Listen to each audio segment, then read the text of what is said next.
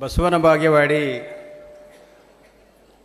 ಬಸವಣ್ಣನ ಜನ್ಮನಾಡಿನಲ್ಲಿ ಇವತ್ತು ಜನರೊಂದಿಗೆ ಜಾತ್ಯತೀತ ಜನತಾಳ ಅನ್ನೋ ಕಾರ್ಯಕ್ರಮವನ್ನು ನಮ್ಮ ನಾಯಕರಾಗಿರ್ತಕ್ಕಂಥ ಯುವ ನಾಯಕರಾಗಿರ್ತಕ್ಕಂಥ ಸನ್ಮಾನ್ಯ ಶ್ರೀ ನಿಖಿಲ್ ಕುಮಾರ್ ಅಣ್ಣವರವರು ಇವತ್ತು ಅದನ್ನು ಉದ್ಘಾಟನೆ ಮಾಡಿದ್ದಾರೆ. ಇವತ್ತಿನ ಅಧ್ಯಕ್ಷತೆಯನ್ನು ಅಪ್ಪುಗೌಡರು ಪಾಟೀಲ್ರವರು ವಹಿಸ್ಕೊಂಡಿದ್ದಾರೆ ಅಂತೇಳಿ ಭಾವಿಸ್ತಾನೆ. ಈ ಕಾರ್ಯಕ್ರಮದಲ್ಲಿ ಆಸೀನರಾಗಿರ್ತಕ್ಕಂಥ ಜಿಲ್ಲಾಧ್ಯಕ್ಷರು, ತಾಲೂಕು ಅಧ್ಯಕ್ಷರು ಮತ್ತು ಮಾಜಿ ಸಚಿವರು, ಹಾಲಿ ಶಾಸಕರು ಇವತ್ತೇನು ಈ ಕಾರ್ಯಕ್ರಮದಲ್ಲಿ ಭಾಗವಹಿಸಿದ್ದಾರೆ. ಹಾಲಿ ಸಚಿವರೇನಲ್ಲ, ಮಾಜಿ ಸಚಿವರುಗಳು ಇವತ್ತಿನ ಕಾರ್ಯಕ್ರಮದಲ್ಲಿ ಭಾಗವಹಿಸಿದ್ದಾರೆ. ಮತ್ತು ನನ್ನ ಸಹೋದರಿಯರು ಮತ್ತು ಮಹಿಳಾ ಅಧ್ಯಕ್ಷಿಣಿಯರು ಮತ್ತು ಗುಲ್ಬರ್ಗ ಜಿಲ್ಲಾ ಮನೆ ಅಧ್ಯಕ್ಷರು ಇವರೆಲ್ಲರೂ ಭಾಗವಹಿಸಿದರೆ, ಸುದ್ದಿ ಮಾಧ್ಯಮದ, ದೃಶ್ಯ ಮಾಧ್ಯಮದ ಬಂಧುಗಳು ಕೂಡ ಭಾಗವಹಿಸಿದ್ದೀರಿ. ನಮ್ಮೆಲ್ಲ ಕಾರ್ಯಕರ್ತರಿಗೆ ಗೌರವಪೂರ್ವಕವಾದಂಥ ರೀತಿಯಲ್ಲಿ ನಾನು ಇವತ್ತು ಸ್ವಾಗತವನ್ನು ಬಯಸ್ತೇನೆ. ಬಹುಶಃ ಇಷ್ಟೇ ಇವತ್ತಿನ ಕಾರ್ಯಕ್ರಮ. ಏನಂತಂದರೆ, ನಮ್ಮ ಬಸನು ಅಪ್ಪುಗೌಡ್ರನ್ನ ಇವನಾರವ ಅನ್ನದಿರಯ್ಯ, ಇವ ನಮ್ಮವ ನಿಮ್ಮ ಮನೆಯ ಮಗನೆಂದೆನಸಯ್ಯ ಕೂಡಲ ಸಂಗಮ ದೇವ. ಸಂಗಮನಾಥರು ಹೇಳಿದಂಗೆ ಅಪ್ಪುಗೌಡ ಯಾರು ಅಂತ ಅನ್ಬಾಡ್ರಿ, ಇವ ನಮ್ಮ ಮನೆಯ ಮಗ ಅಂತಲೇ ಭಾವಿಸ್ರಿ. ಅಪ್ಪುಗೌಡ್ರವ್ರ ಬಗ್ಗೆ ನಾನು ನಿಮಗೆ ಹೇಳಬೇಕಾದದ್ದು ಅಗತ್ಯ ಇಲ್ಲ. ಅಪ್ಪುಗೌಡ್ರನ್ನ ನಾನು ನಿಮಗೆ ಹೇಳೋದಾದರೆ ಸೂರ್ಯನ ನಾನು ಪರಿಚಯ ಮಾಡಿಕೊಟ್ಟಂಗೆ ಆಗ್ತದೆ. ಆ ಕಾರಣಕ್ಕಾಗಿ ಅಪ್ಪುಗೌಡ್ರ ಯೋಗ್ಯತೆ, ಅಪ್ಪುಗೌಡ್ರ ಅವರ ನಡೆನುಡಿ ನಿಮಗೆಲ್ಲ ಚೆನ್ನಾಗಿ ಗೊತ್ತಿರ್ತಕ್ಕಂಥದ್ದು. ನನಗಿಂತಲೂ ಚೆನ್ನಾಗಿ ನಿಮಗೆ ಅಪ್ಪುಗೌಡ್ರ ಮನೆತನದ ಬಗ್ಗೆ ಅತ್ಯಂತ ಗೌರವ ಮತ್ತು ಅವ್ರ ಬಗ್ಗೆ ನಿಮಗೆ ಸಂಪೂರ್ಣವಾದಂಥ ಮಾಹಿತಿಯನ್ನು ನಿಮ್ಮಲ್ಲಿದೆ ಅಂತೇಳಿ ನಾನು ಭಾವಿಸ್ತೇನೆ. ಅಪ್ಪುಗೌಡ್ರು ಎಂಥ ಮನುಷ್ಯರಂತಂದರೆ, ನುಡಿದರೆ ಮುತ್ತಿನ ಹಾರದಂತಿರಬೇಕು. ಬಸವಣ್ಣವ್ರು ಹೇಳಿದಂಗೆ ಅಪ್ಪುಗೌಡ್ರ ಮನೆತನದಲ್ಲಿರ್ತಕ್ಕಂಥವ್ರ ತಂದೆ, ತಾಯಿ, ಬಂಧು ಬಳಗ ಇವ್ರು ಹೇಗಿದ್ರಂತ ಕೇಳಿದರೆ, ನುಡಿದರೆ ಮುತ್ತಿನ ಹಾರದಂತಿರಬೇಕು, ನುಡಿದರೆ ಸ್ಫಟಿಕದ ಸಲಾಕಿಯಂತಿರಬೇಕು, ನುಡಿದರೆ ಲಿಂಗ ಮೆಚ್ಚಿ ಹೌದೆನ್ನಬೇಕಂತ. ಅಂಥ ಮನೆತನದಲ್ಲಿ ಅಪ್ಪುಗೌಡರು ಹುಟ್ಟಿದ್ದಾರೆ ಅಂತೇಳಿದರೆ ನಿಮ್ಮೆಲ್ಲರಿಗೆ ಸಂತೋಷ ಆಗ್ತದೆ, ನೀವೆಲ್ಲರೂ ಸಂತೋಷ ಪಡ್ತೀರಿ ಅಂತೇಳಿ ಭಾವಿಸ್ತೇನೆ. ಅಪ್ಪುಗೌಡ್ರನ್ನ ನೀವು ಯಾಕೆ ಸೋಲಿಸಿರಿ ಗೊತ್ತಿಲ್ಲ. ಇಷ್ಟು ಸಲ ಎಲ್ಲರೂ ಒಂದೇ ಸಲ ಶಿಕ್ಷೆ ಕೊಡ್ತಾರೆ. ಭಾಳ ತಪ್ಪು ಮಾಡಿದ್ರೆ 2 ಸಲ ಶಿಕ್ಷೆ ಕೊಡ್ತಾರೆ.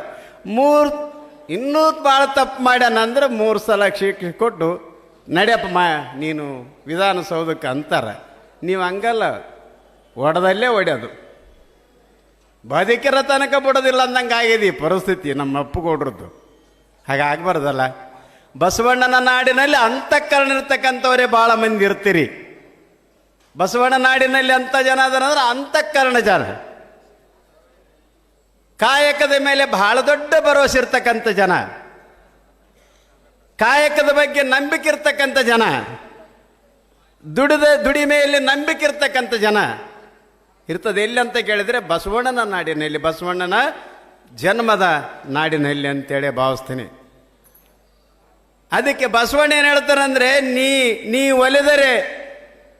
ನೀನೊಲಿದರೆ ಕೊರಡು ಕೊನರುವುದಯ್ಯ, ನೀನೊಲಿದರೆ ಬರುಡು ಅಯನಹುವುದಯ್ಯ, ನೀನೊಲಿದಲೇ ಪಡಿ ಪದಾರ್ಥವು ಇದರಲ್ಲಿರ್ಪದು ಕೂಡಲ ಸಂಗಮ ದೇವ. ನೀವು ಒಲಿದ್ರೆ, ನೀವು ಮನಸ್ಸು ಮಾಡಿದರೆ ಅಪ್ಪುಗೌಡ್ರು ಮಂತ್ರಿ ಆಗೋದು, MLA ಆಗೋದು ಭಾಳ ದೊಡ್ಡ ಕೆಲಸ ಏನ್ರಿ. ನೀವು ಮನಸ್ಸು ಮಾಡಿದ್ರೆ ಏನಾಗೋದಿಲ್ಲ ಹೇಳ್ರಿ ನೋಡಮ್. ನೀವು ಮನಸ್ಸು ಮಾಡಿದ್ರೆ ಅಪ್ಪುಗೌಡ್ರು ಗೆಲ್ಲೋದು ಭಾಳ ದೊಡ್ಡ ಕೆಲಸ ಏನ್ರಿ. ನಾವೆಲ್ಲ ಅಪ್ಪುಗೌಡ್ರು ಗೆಲ್ಲೋದಕ್ಕೆ ನಮ್ಮೆಲ್ಲ ಕಾರ್ಯಕ್ರಮಗಳು ಹೇಳ್ಬೇಕಂತೇಳಿ ನನಗೇನು ಅನ್ಸಂಗಿಲ್ಲ. ಅಪ್ಪುಗೌಡ್ರ ಮನೆತನದ ಕಾರ್ಯಕ್ರಮಗಳೇ ಸಾಕಾಗ್ತವೆ ಅಪ್ಪುಗೌಡ್ರು ನಮ್ಗೆ ಗೆಲ್ಸೋದಕ್ಕೆ ಅಂತೇಳಿ ನಾನು ಭಾವಿಸ್ತೇನೆ. ಅಪ್ಪುಗೌಡ್ರ ಕಾರ್ಯಕ್ರಮಗಳನ್ನು ನಾನು ಅಪ್ಪುಗೌಡ್ರ ಬಗ್ಗೆ ಹೇಳಂಥ ಕಾರ್ಯಕ್ರಮ ಯಾರಿಗಾದ್ರೂ ಬೇರೆಯವ್ರಿಗೆ ಹೇಳ್ಬೇಕಾಗಿರ್ತಕ್ಕಂಥ ಕಾರ್ಯಕ್ರಮಗಳು ನಮ್ಮ ಹೆಂಗಿದಾವ ಅಂತ ಕೇಳಿದ್ರೆ, ಯಾವ್ಯಾವಾಗ ಜನತಾದಳ ಅಧಿಕಾರಕ್ಕೆ ಬರ್ತದೆ ಅದು ಕೇಂದ್ರದಲ್ಲಿ ಆಗಿರಬಹುದು, ರಾಜ್ಯದಲ್ಲಿ ಆಗಿರಬಹುದು. ಯಾವ್ಯಾವಾಗ ಜನತಾದಳ ಅಧಿಕಾರಕ್ಕೆ ಬರ್ತದೆ ಅವಾಗ ಜನಪರವಾದಂಥ ಕೆಲಸ ಆಗ್ತವೆ ಅಂತಕ್ಕಂಥದ್ದು ನಿಮ್ಮೆಲ್ಲರಿಗೂ ಗೊತ್ತಿರತಕ್ಕಂಥ ವಿಷಯ.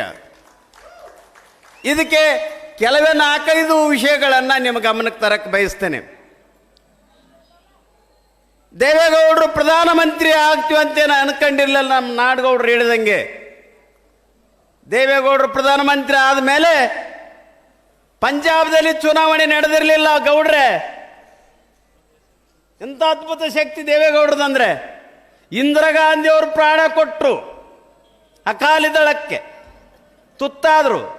ದೇವೇಗೌಡರು ಹೋಗಿ ಬರೇ ಅವರಾಗಿರ್ತಕ್ಕಂಥದ್ದು 10 ತಿಂಗಳದ ಒಳಗಡೆನೆ ಪಂಜಾಬ್ ಚುನಾವಣೆ ಮಾಡ್ತಾರೆ ಅಂದ್ರೆ ನೀವು ಯೋಚನೆ ಮಾಡ್ರಿ, ಎಂಥ ಮನುಷ್ಯದ್ದ ದೇವೇಗೌಡ ಅಂತೇಳಿ, ಎಂಥ ಬುದ್ಧಿವಂತಿದ್ನಂತೇಳಿ.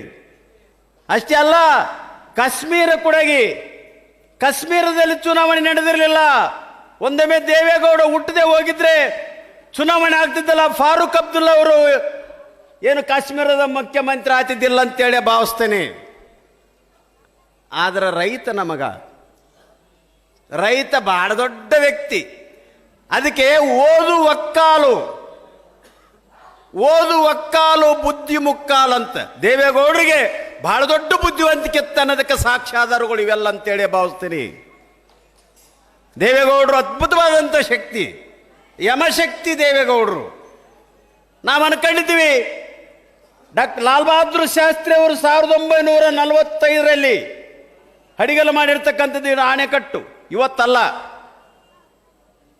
ದೇವೇಗೌಡರು ಕಾಲ 12 ತಿಂಗಳೇ ಇಲ್ಲಿ ಅಧಿಕಾರದಾಗಿದ್ದರು ಮುಖ್ಯಮಂತ್ರಿ ಆಗಿ. ಅವರು ಅವಾಗ ಬಾಂಡ್ ತರುವ ಮೂಲಕ ನಮಗೆ ಈ ಆಣೆಕಟ್ಟನ್ನು ಹೆಚ್ಚು ಮಾಡಿರ್ತಕ್ಕಂಥದ್ದು ಆಲಮಟ್ಟಿನಲ್ಲಿ ಅಂತಕ್ಕಂಥದ್ದು ನಿಮ್ಮೆಲ್ಲರಿಗೆ ಅದು ಭಾಳ ಚಿರಪರಿಚಿತ ಏನು ಸಬ್ಜೆಕ್ಟ್ ವಿಷಯ ಅಂತೇಳಿ ಭಾವಿಸ್ತೀನಿ.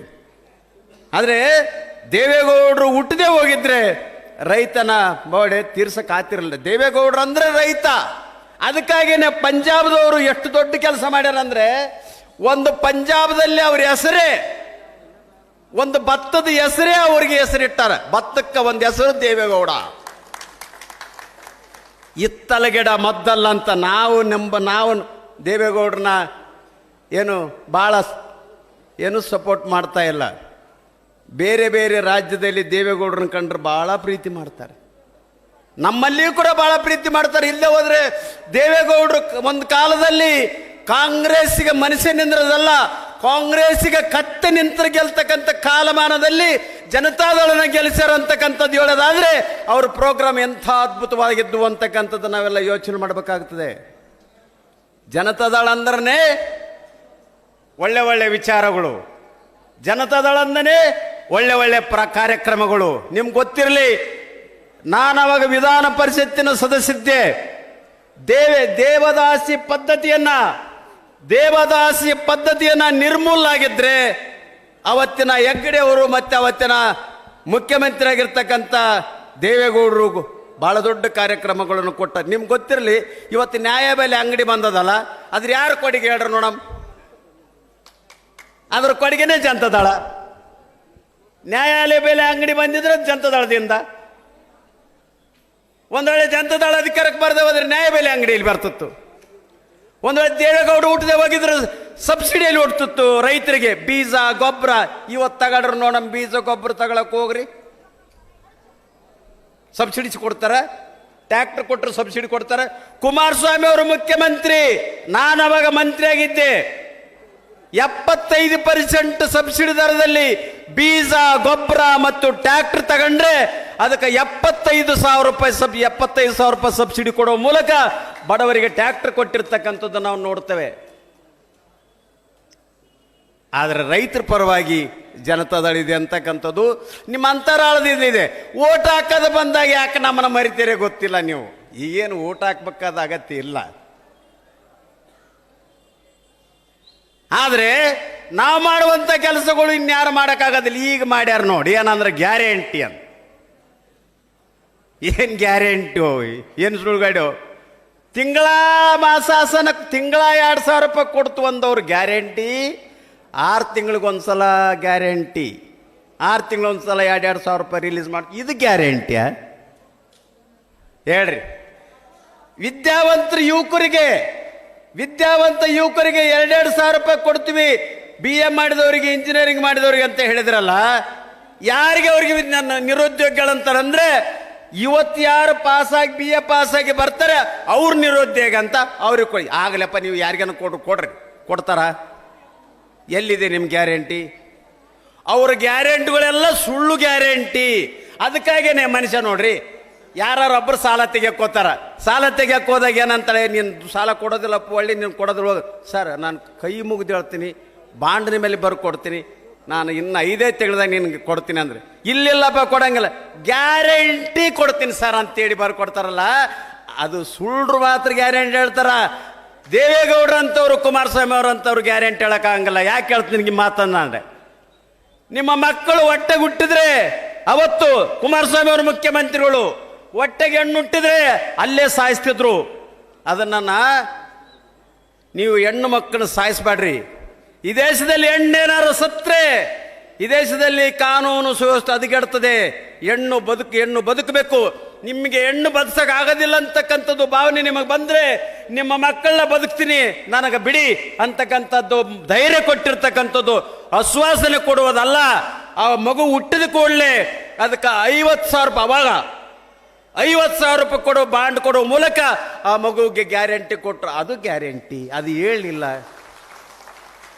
ನೋಡಿ. ಕುಮಾರಸ್ವಾಮಿ ಅವರು ಮುಖ್ಯಮಂತ್ರಿ, ಎಷ್ಟು 45,000 ಶಿಕ್ಷಕರು ಬಹಳ ಖಾಲಿ 20 ತಿಂಗಳಲ್ಲಿ 45,000 ಶಿಕ್ಷಕರ ನೇಮಕಾತಿ ಮಾಡ್ತಾರೆ. 45,000. ಇವತ್ತು ಇವ್ರು ಬಂದು ಇವ್ರು ಗ್ಯಾರಂಟಿ ಬಂದಾರಲ್ಲ, ಇವ್ರು ಯಾಕೆ 2,000 ರೂಪಾಯಿ ಕೊಡ್ತೀರಪ್ಪ? ನೌಕರಿ ಕೊಡ್ರಿ, ನೌಕರಿ ಕೊಡಬಾರ್ದು. 2,000 ರೂಪಾಯಿ ಕೊಟ್ಟು ಬದುಕಿಲ್ದ್ರೆ ಸುಡುಗಾಡಿಗಾರ ಹೋಗ್ರಿ, ನಡ್ರಿ ಆ ಕಡೆಗೆ ಅಂತ. ಅದರ ಕೊಡ್ರು ಹೋಗ್ರ ಕಡೆ ಅವ್ರು ಅದು ಕೊಡಂಗಿಲ್ಲ. ಆದ್ರೆ ಕುಮಾರಸ್ವಾಮಿ ಅವ್ರು ಹಾಗೆ ಹೇಳಿಲ್ಲ. 45,000 ಶಿಕ್ಷಕರನ್ನ ಕೊಡುವ ಮೂಲಕ ವಿದ್ಯಾವಂತ ಯುವಕರಿಗೆ ನೌಕರಿ ಕೊಟ್ಟಿರ್ತಕ್ಕಂಥ ವ್ಯಕ್ತಿ ಕರ್ನಾಟಕ ರಾಜ್ಯದಲ್ಲಿ ಯಾರಿದ್ರೆ ಸನ್ಮಾನ್ಯ ಶ್ರೀ ಕುಮಾರಸ್ವಾಮಿ ಅವರು ಅಂತಕ್ಕಂಥದ್ದು ನಾವು ಮರಿಯುತ್ತಿಲ್ಲ ಅಂತಕ್ಕಂಥ ಮಾತು ಹೇಳಕ್ಕೆ ಬಯಸ್ತೇನೆ. ಇಷ್ಟೇ ಅಲ್ಲ, ಡಿಗ್ರಿ ಕಾಲೇಜುಗಳನ್ನು ಸುಮಾರು ಅವತ್ತಿಗೆ ಲೆಕ್ಚರರ್ಸ್ಗಳನ್ನು ನಾನು ಮಂತ್ರಿ ಇದ್ದೆ ಅವಾಗ, ಶಿವಮೂರ್ತಿ ಅವರವಾಗ ಏನವರು ಇವು ಮಂತ್ರಿ ಅಂದರೆ ಯಾರು ಉನ್ನತ ಶಿಕ್ಷಣ ಸಚಿವರಿದ್ದರು. ಅವರಿದ್ದಾಗ ಸುಮಾರು 5,000 ಶಿಕ್ಷಕರನ್ನ ನೇಮಕಾತಿ ಮಾಡಿ ಕೇಳೋದಕ್ಕೆ ಕುಮಾರಣ್ಣ ಕ್ಯಾಬಿನೆಟ್ನಲ್ಲಿ ಡಿಸಿಷನ್ ತಗೊಂಡ. ಈಗ ಯಾರನ್ನು ಮಾಡೋಕ್ಕಾಗ್ತದೆ? ಆಗೋದಿಲ್ಲ. ಕುಮಾರಸ್ವಾಮಿ ಅವರು ಇಂಥ ಅದ್ಭುತವಾದಂಥ ಕೆಲಸಗಳನ್ನು ಮಾಡಿದ್ದಾರೆ.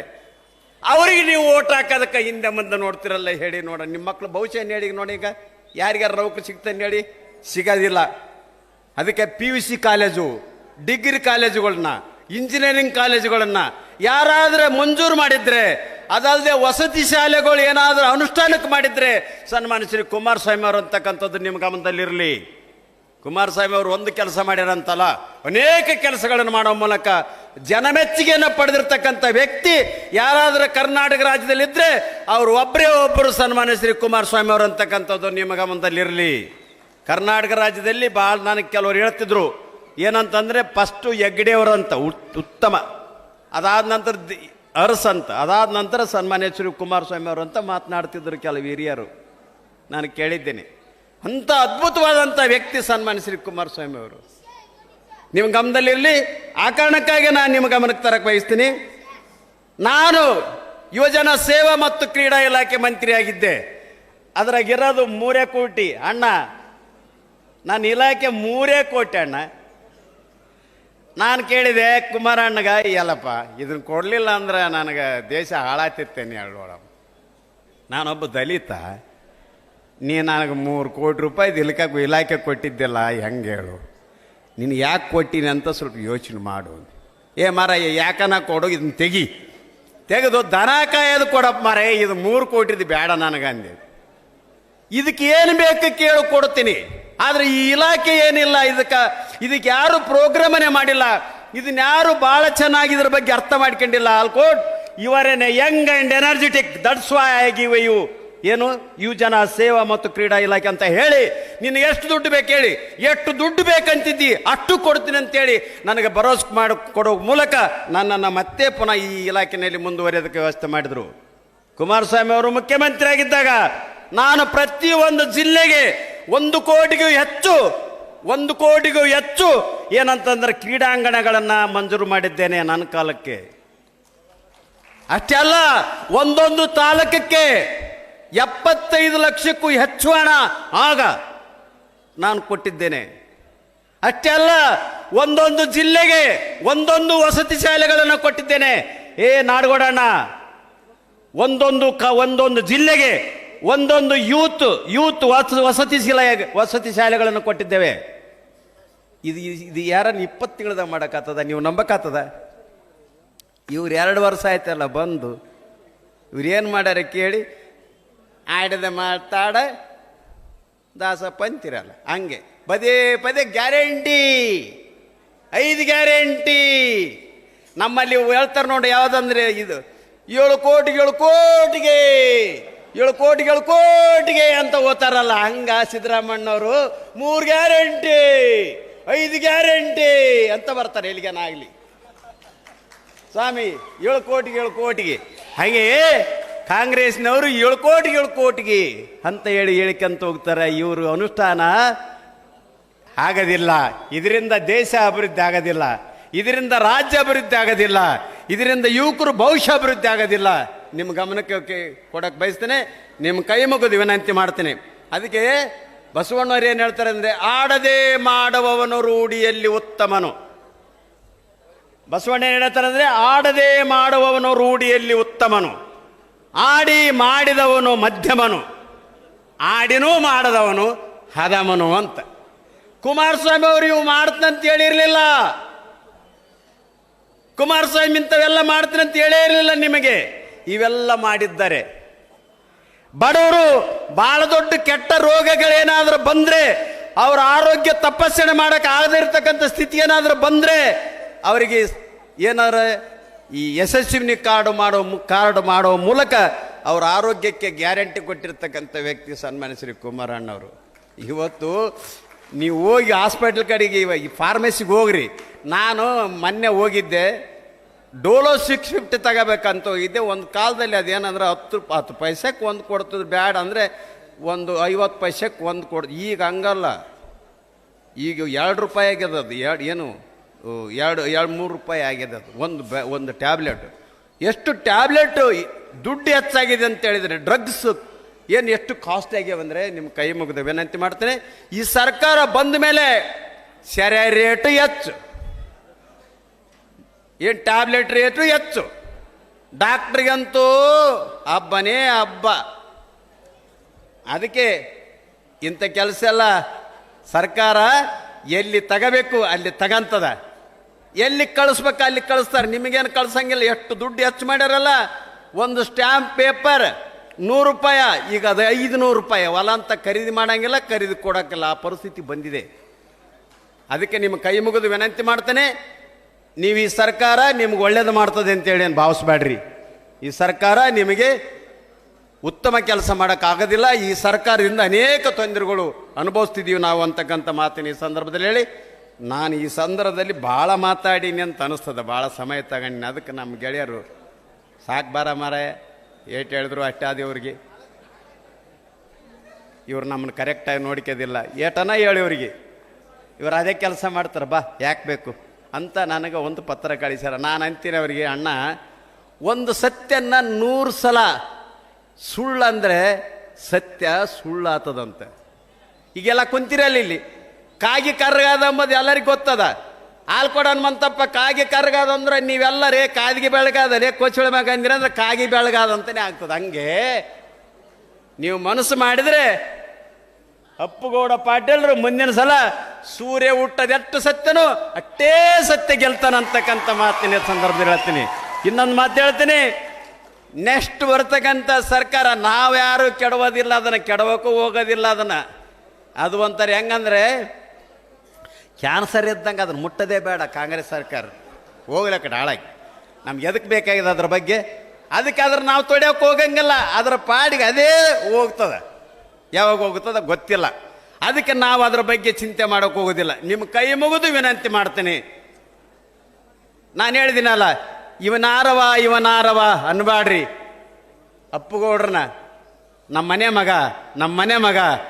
ಮಗ ಅಂತ ಅಂದು ಮುಂದೆ ಬರ್ತಕ್ಕಂಥ ದಿನಮಾನಗಳಲ್ಲಿ ನಿಮ್ಮ ಮಗನಿಗೆ ನೀವು ಆಶೀರ್ವಾದ ಮಾಡ್ತೀರಿ ಅಂತಕ್ಕಂಥ ಆತ್ಮವಿಶ್ವಾಸದಿಂದ, ಜೊತೆಗೆ ನಮ್ಮ ಅಪ್ಪುಗೌಡ್ರು ಹೇಳ್ಯಾರ, ನಮಗೇನಂತ ಹೇಳಿದ್ರು ಬರೋಕಾಲಕ್ಕೆ ಹಾಲ್ಕೊಂಡಂತಪ್ಪ, ನಾವು ಸಾಹೇಬ್ರೆ ಇಲ್ಲಿ ನಾವು ಮೆಂಬರ್ಶಿಪ್ ಏನಂತಂದ್ರೆ ನಾನು ಹೇಳ್ತೀನಿ ಅಂತಲ್ಲ, ನಮ್ಮ ಕಾರ್ಯಕರ್ತರು ಪ್ರತಿಯೊಂದು ಮನೆಗೆ ಒಬ್ಬೊಂದೊಂದು ಮನೆಯಲ್ಲಿ ಎಷ್ಟು ಜನ ಮೆಂಬರ್ಸ್ಗಳಿದ್ದಾರೆ ಅಷ್ಟು ಜನ ಕೂಡ ಮೆಂಬರ್ ಆಗ್ತಕ್ಕಂಥದ್ದು ಇದೆ ನಮ್ಮಲ್ಲಿ. ನಾವು ಮೆಂಬರ್ಶಿಪ್ ಏನಂತಂದರೆ ಡ್ರೈವ್ನಲ್ಲಿ ನಾವು ನಂಬರ್ 1 ಇರ್ತೀವಿ ಕರ್ನಾಟಕ ರಾಜ್ಯದಲ್ಲಿ. ಯಾವುದು ಬಸವನ ಬಾಗೇವಾಡಿ ಅಂತಕ್ಕಂಥ ಗ್ಯಾರಂಟಿನೂ ನಮಗೆ ಹೇಳ್ಯಾರ ಇವರು ಅಪ್ಪುಗೌಡ್ರು. ಅದಕ್ಕೆ ನೀವು ಅಪ್ಪುಗೌಡ್ರ ಗ್ಯಾರಂಟಿನ ನೀವು ಪೂರೈಸ್ತೀರಿ ಅಂತಕ್ಕಂಥ ಮಾತು ಈ ಸಂದರ್ಭದಲ್ಲಿ ಹೇಳಿ, ನನಗೆ ಮಾತನಾಡೋ ಅವಕಾಶ ಕೊಟ್ಟಿರ್ತಕ್ಕಂಥ ನಿಮ್ಮೆಲ್ಲರಿಗೆ ಅತ್ಯಂತ ಗೌರವಪೂರ್ವಕವಾದಂಥ ರೀತಿಯಲ್ಲಿ ನಮಸ್ಕಾರ ಹೇಳಿ ನಾನು ಮಾತು ಮುಗಿಸ್ತೀನಿ. ಜೈ ಹಿಂದ್, ಜೈ ಕರ್ನಾಟಕ.